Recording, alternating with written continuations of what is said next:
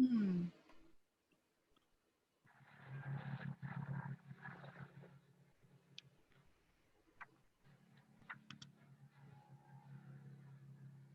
Okay, let me see.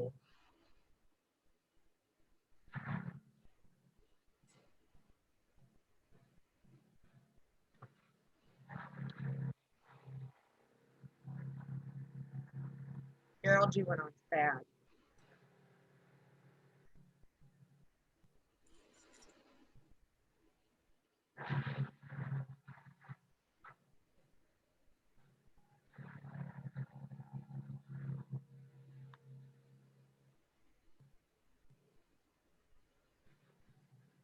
Okay, we'll go ahead and pick up one of these. Can everybody see this?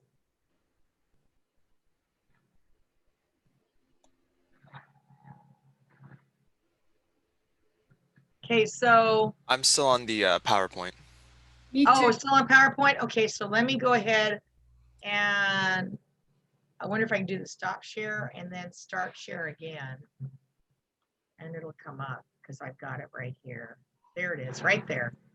Okay, now you see it? Yeah. Yes, I see Okay. YouTube now.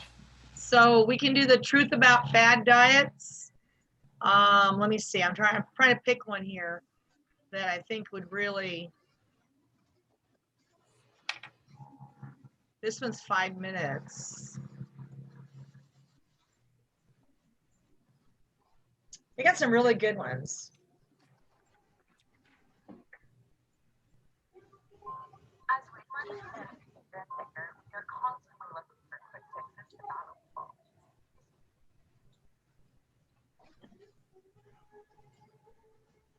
Okay. Let me see if this should go through.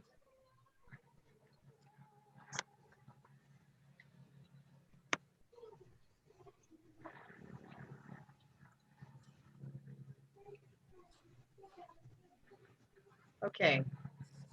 Keep it going. Fad diets everywhere on social media. From Facebook posts to magazines and celebrities. But are these diets causing more harm than good? In this video, we will teach you four popular fad diets. Choose from the abstinence diet, limited fast, you'll explore the diet and determine what it does on your body.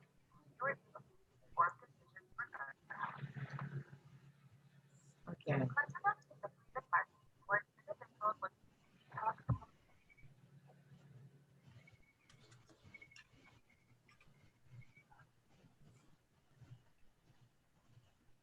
Marlene.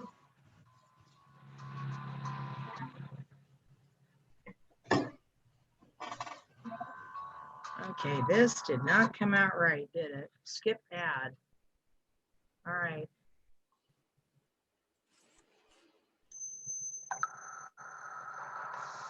Okay. This is a good one. Less ideas, less spreading. 3.5 years ago, I made one of the best decisions of my life. As my New Year's resolution, I gave up dieting, stopped worrying about my weight, and learned to eat mindfully. Now, I eat whenever I'm hungry, and I've lost 10 pounds. This was me at age 13 when I started my first diet. I look at that picture now and I think, you did not need a diet, you needed a fashion consult. But I thought I needed to lose weight. And when I gained it back, of course, I blamed myself. For the next 3 decades, I was on and off various diets. No matter what I tried, the weight I'd lost always came back. I'm sure many of you know the feeling. As a neuroscientist, I wondered, why is this so hard? Obviously, how much you weigh depends on how much you eat and how much energy you burn. What most people don't realize is that hunger and energy use are controlled by the brain, mostly without your awareness. Your brain does a lot of its work behind the scenes. And that is a good thing, because your conscious mind, let me put this politely, It's easily distracted. It's good that you don't have to remember to breathe when you get caught up in a movie. You don't forget how to walk because you're thinking about what to have for dinner. Your brain also has its own sense of what you should weigh, no matter what you consciously believe. This is called your set point, but that's a misleading term because it's actually a range of about 10 or 15 pounds. You can use lifestyle choices to move your weight up and down within that range, but it's much, much harder to stay outside of it. The hypothalamus, the part of the brain that regulates body weight, there are more than a dozen chemical signals in the brain that tell your body to gain weight, more than another dozen that tell your body to lose it. The system works like a thermostat, responding to signals from the body by adjusting hunger, activity, and metabolism to keep your weight stable as conditions change. That's what a thermostat does, right? It keeps the temperature in your house the same as the weather changes outside. Now, you can try to change the temperature in your house by opening a window in the winter, but that's not going to change the setting on the thermostat, which will respond by kicking on the furnace to warm the place back up. Your brain works exactly the same way, responding to weight loss by using powerful tools to push your body back to what it considers normal. If you lose a lot of weight, your brain reacts as if you were starving. And whether you started out fat or thin, your brain's response is exactly the same. We would love to think that your brain could tell whether you need to lose weight or not, but it can't. If you do lose a lot of weight, you become hungry and your muscles burn less energy. Dr. Rudy Leibel of Columbia University has found that people who've lost 10% of their body weight burn 250 to 400 calories less because their metabolism is suppressed. That's a lot of food. This means that a successful dieter must eat this much less forever than someone of the same weight who's always been thin. From an evolutionary perspective, your body's resistance to weight loss makes sense. When food was scarce, our ancestors' survival depended on conserving energy. And regaining the weight when food was available would have protected them against the next shortage. Over the course of human history, starvation has been a much bigger problem than overeating. This may explain a very sad fact. Set points can go up, but they rarely go down. Now, if your mother ever mentioned that life is not fair, this is the kind of thing she was talking about. Successful dieting doesn't lower your set point. Even after you've kept the weight off for as long as 7 years, your brain keeps trying to make you gain it back. If that weight loss had been due to a long famine, that would be a sensible response. In our modern world of drive-through burgers, it's not working out so well for many of us. That difference between our ancestral past and our abundant present is the reason that Dr. Yoni Friedhoff of the University of Ottawa would like to take some of his patients back to a time when food was less available. And it's also the reason that changing the food environment is really going to be the most effective solution to obesity. Sadly, a temporary weight gain can become permanent. If you stay at a high weight for too long, probably a matter of years for most of us, your brain may decide that that's the new normal. Psychologists classify eaters into two groups: those who rely on their hunger and those who try to control their eating through willpower, like most dieters. Now, let's call them intuitive eaters and controlled eaters. The interesting thing is that intuitive eaters are less likely to be overweight, and they spend less time thinking about food. Controlled eaters are more vulnerable to overeating in response to advertising, supersizing, and the all-you-can-eat buffet. And a small indulgence, like eating one scoop of ice cream, is more likely to lead to a food binge in controlled eaters. Children are especially vulnerable to this cycle of dieting and then binging. Several long-term studies have shown that girls who diet in their early teenage years are 3 times more likely to become overweight 5 years later, even if they started at a normal weight. And all of these studies found that the same factors that predicted weight gain also predicted the development of eating disorders. The other factor, by the way, those of you who are parents, was being teased by family members about their weight. So don't do that. I left almost all my graphs at home, but I couldn't resist throwing in just this one, because I'm a geek, and that's how I roll. This is a study that looked at the risk of death over a 14-year period based on 4 healthy habits: eating enough fruits and vegetables, exercise 3 times a week, not smoking, and drinking in moderation. Let's start by looking at the normal weight people in the study. The height of the bars is the risk of death, and those 0, 1, 2, 3, 4 numbers on the horizontal axis are the number of those healthy habits that a given person had. And as you'd expect, the healthier the lifestyle, the less likely people were to die during the study. Now let's look at what happens in overweight people. The ones that had no healthy habits had a higher risk of death. Adding just 1 healthy habit pulls overweight people back into the normal range. For obese people with no healthy habits, the risk is very high, 7 times higher than the healthiest groups in the study. But a healthy lifestyle helps obese people too. In fact, Okay, if you does look everyone- only at the group with all 4 healthy I habits, was gonna pause. very little difference. Oh, I'm gonna You keep can it up. take control of your health by taking control of your lifestyle, even if you can't lose weight and keep it off. Okay, see if it's Diets still don't have. recording. Okay, 5 years after a diet, most people have regained the weight. 40% of them have gained even more. If you think about this, the typical outcome of dieting is that you're more likely to gain weight in the long run than to lose it. If I've convinced you that dieting might be a problem, the next question is, what do you do about it? And my answer, in a word, is mindfulness.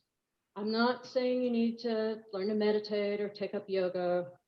I'm talking about mindful eating.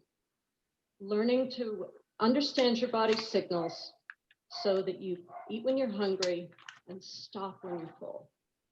Because a lot of weight gain boils down to eating when you're not hungry. How do you do it? Give yourself permission to eat as much as you want, and then work on figuring out what makes your body feel good. Sit down to regular meals without distractions. Think about how your body feels when you start to eat and when you stop, and get your hunger decide when you should be done. It took about a year for me to learn this, but it's really been worth it. I am so much more relaxed around food than I have ever been in my life. I often don't think about it. I forget we have chocolate in the house. I mean, it's like aliens have taken over my brain. It's just completely different. I should say that this approach to eating probably won't make you lose weight unless you often eat when you're not hungry. But doctors don't know of any approach that makes significant weight loss in a lot of people. And that is why a lot of people are now focusing on preventing weight gain instead of promoting weight loss. Let's face it, if diets worked, we'd all be thin already. Why do we keep doing the same thing and expecting different results? Diets may seem harmless, but they actually do a lot of collateral damage. At worst, they ruin lives. Weight obsession leads to eating disorders, especially in young kids. In the US, we have 80% of 10-year-old girls say they've been on a diet. Our daughters have learned to measure their worth by the wrong scale. Even at its best, dieting is a waste of time and energy. It takes willpower, which you could be using to help your kids with their homework or to finish that important work project. And because willpower is limited, any strategy that relies on its consistent application is pretty much guaranteed to eventually fail you when your attention moves on to something else. Let me leave you with one last thought. What if we told all those dieting girls that it's okay to eat when they're hungry? What if we taught them to work with their appetite instead of fearing it?